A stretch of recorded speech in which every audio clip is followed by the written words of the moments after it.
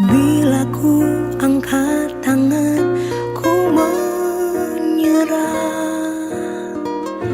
Dia akan turun tangan membela, sebab Dia baik, sungguh baik. Mujizatnya kan dinyatakan. Ku angkat tanganku menyerahkan semua beban hidupku padanya. Ku angkat tanganku menyerahkan. Ku tahu pasti Dia buka jalan.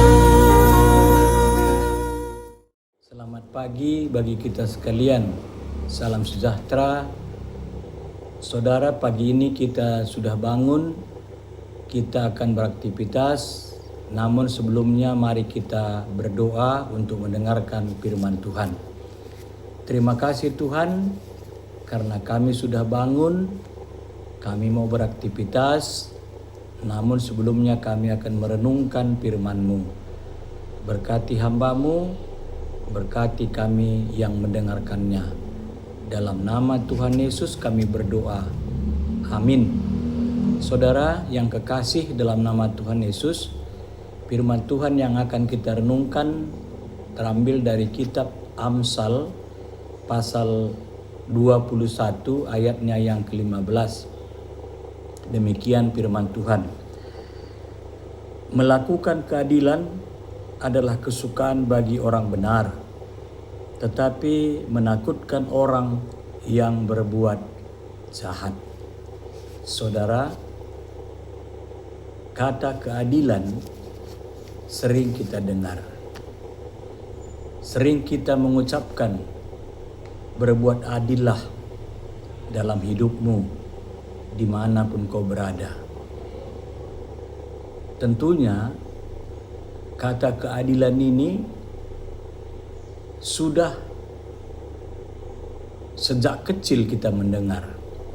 Sejak kecil kita diajarkan untuk melaksanakan ataupun melakukan keadilan.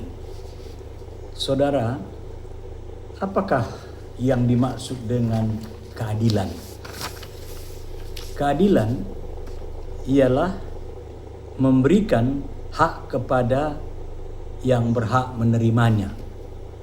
Jadi kalau kita melaksanakan keadilan, kita akan memberikan sesuatu kepada orang yang memang berhak untuk menerima, dan memang itu adalah bahagian dia untuk dia terima. Juga keadilan menjunjung tinggi ketidakberpihakan. Jadi kalau kita menjalankan ataupun melaksanakan keadilan, kita tidak berpihak. Tidak ada di sana sukuisme ataupun keluargaisme. Istilah karo lalit ize istilah perkade-kaden. Semua sama rata. Kalau memang itu adalah bahagiannya, maka kita akan memberikan tanpa melihat siapa dia. Dan juga saudara, kata keadilan yaitu membagikan secara merata bagi mereka yang berhak mendapatkan. Jadi sama juga membagikan. Artinya bila ada sesuatu yang mau kita bagikan, maka pembagian itu harus merata. Tidak ada banyak, tidak ada sedikit. Artinya kalau sedikit satu orang, ya sedikit. Timbangannya itu sama. Saudara, menurut Alkitab, kata keadilan yaitu perlakuan yang benar, tidak memihak dan sesuai dengan standar moral yang diatur oleh Tuhan. Jadi rupanya Tuhan juga sudah menegaskan kepada setiap orang percaya untuk menjalankan keadilan. Karena Tuhan itu adil. Saudaraku yang kekasih dalam nama Tuhan Yesus. Amsal Salomo mengingatkan kita pada kesempatan ini. Dia katakan tadi, melakukan keadilan adalah kesukaan bagi orang benar. Jadi setiap kita melakukan keadilan itu adalah suatu sukacita bagi kita orang-orang yang sudah dipilih oleh Tuhan itu menjadi anak-anaknya. Jadi oleh karena itulah kita sebenarnya jangan lagi menjalankan hidup kita di tengah-tengah dunia ini tidak adil. Jangan kita membeda-bedakan satu dengan yang lain. Karena Yesus sendiri tidak pernah membeda-bedakan. Coba saudara lihat waktu Yesus memberi makan 5.000 orang dengan 5 roti 2 ikan. Pada saat itu di tepi Danau Galilea tidak begitu banyak orang. Tetapi 5.000 itu pun hanya laki-laki. Berarti dari mana datangnya orang-orang itu?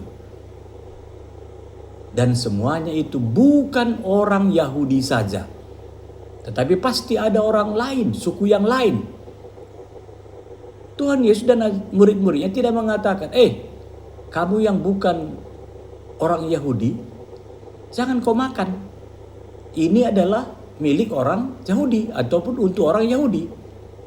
Kamu yang belum percaya kepada saya, jangan kau makan. Ini adalah untuk orang-orang yang percaya. Saudara, berbuat kasih tidak membeda-bedakan. Artinya Yesus mengatakan kepada murid-muridnya, suruhlah mereka duduk. Dan Yesus berdoa. Dan Yesus memberikan roti kepada murid-muridnya. Lalu Yesus menyuruh, bagikan.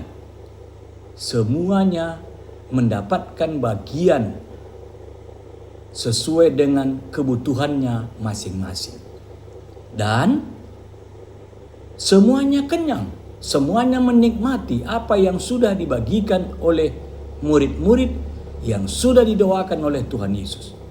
Roti itu yang dibagikan oleh Yesus dan murid-muridnya adalah untuk semua orang yang ada pada saat itu berkumpul. Jadi tidak ada membeda-bedakan. Itu adalah keadilan.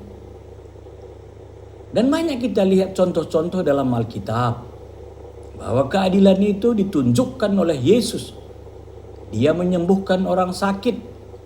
Bukan saja orang-orang yaitu keturunan Yakub, tidak. Bahkan orang Kanaan juga Yesus sembuhkan.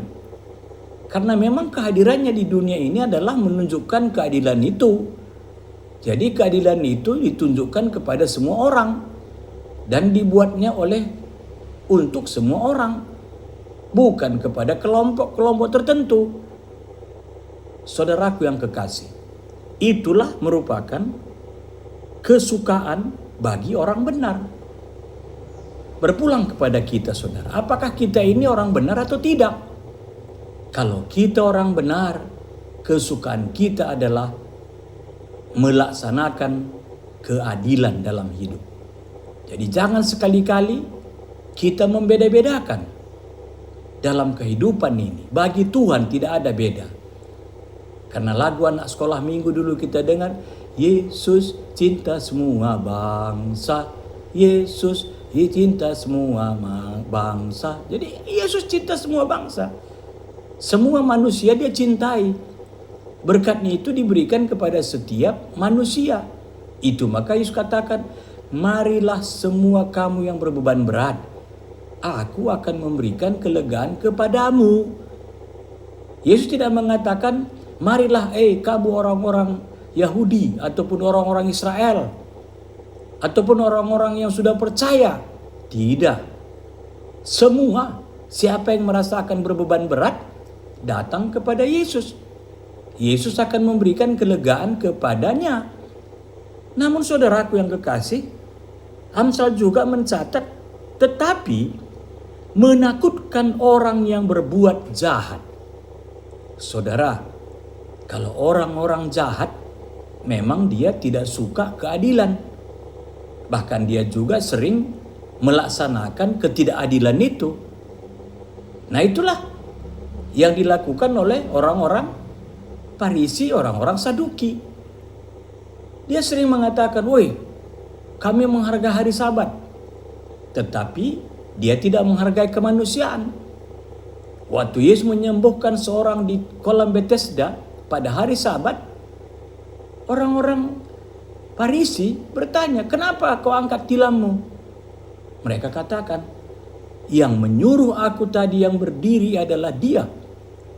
Lalu aku berdiri, maka aku sembuh." Saudara, memang orang-orang yang jahat tidak suka apa yang diperbuat oleh Yesus. Nah, kita bertanya lagi pada diri kita. Kita ini adalah orang-orang benar. Jikalau kita orang-orang yang tidak suka menjalankan keadilan, berarti kita ini adalah orang-orang jahat. Berarti orang jahat memang tidak suka. Karena dia ingin mementingkan dirinya, mementingkan kelompoknya, memperkaya dirinya, memperkaya kelompoknya. Istilah kuan-kuan karo, gundera salah gundera, bulu belin ku benturi, kutera kala kutera, beltet ku kebesuri. Nah, jadi artinya dia menikmati sendiri. Dia tidak mau berbagi, tidak peduli kepada orang. Yang penting aku kenyang, aku senang, aku suka cita. Ataupun kelompokku suka cita, ataupun keluarga aku suka cita. Biarlah orang itu menderita, tidak apa-apa. Nah, ini bukan prinsip nilai-nilai rohani orang percaya. Ini adalah prinsip nilai-nilai orang jahat. Saudaraku yang kekasih, sepanjang masih ada kesempatan diberikan oleh Tuhan bagi kita untuk berbuat baik, berbuat baiklah. Sepanjang diberikan kesempatan begitu berbuat baik, adillah seadil-adilnya. Sepanjang diberikan Tuhan kesempatan bagi kita untuk melakukan yang terbaik dalam hidup ini, jangan engkau mementingkan dirimu, mementingkan kelompokmu, mementingkan sukumu, tetapi mementingkan kepentingan bersama. Karena Yesus tidak pernah membeda-bedakan hidup manusia. Itu maka dia datang ke dunia ini. Di dalam Yohanes 3:16, karena begitu besar kasih Allah akan dunia ini, maka dia mengaruniakan anaknya yang tunggal, supaya siapa yang percaya kepada dia akan memperoleh keselamatan dan memperoleh kehidupan.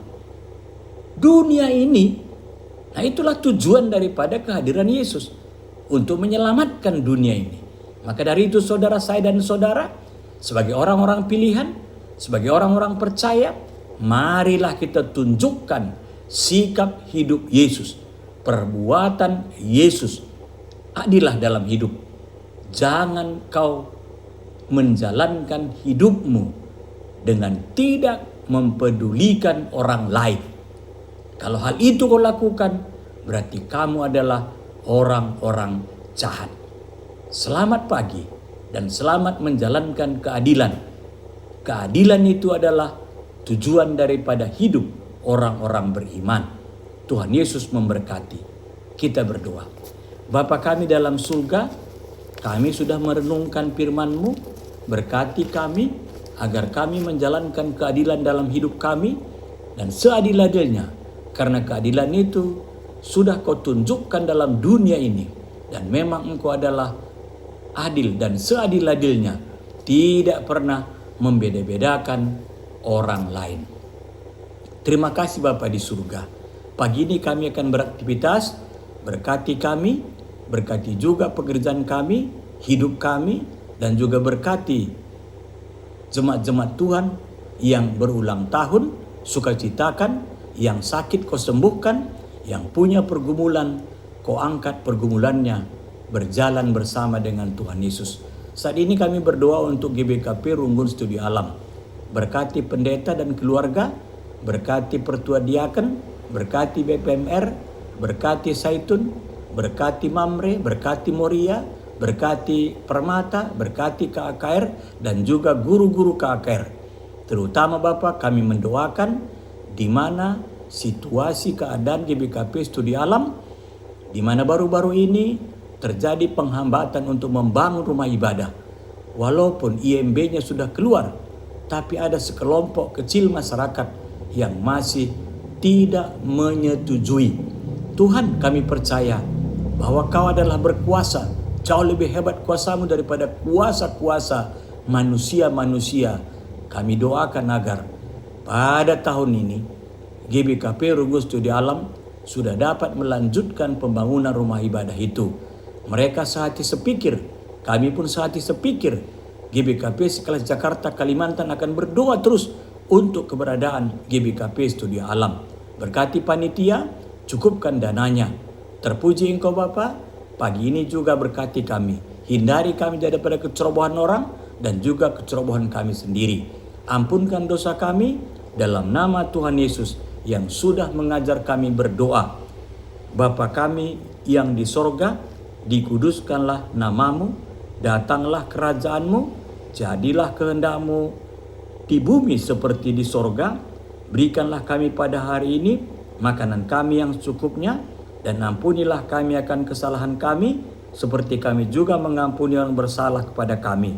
Dan janganlah membawa kami ke dalam pencobaan, tetapi lepaskanlah kami daripada yang jahat, karena Engkaulah yang punya kerajaan dan kuasa dan kemuliaan sampai selama-lamanya. Amin. Selamat pagi, Tuhan Yesus memberkati kita.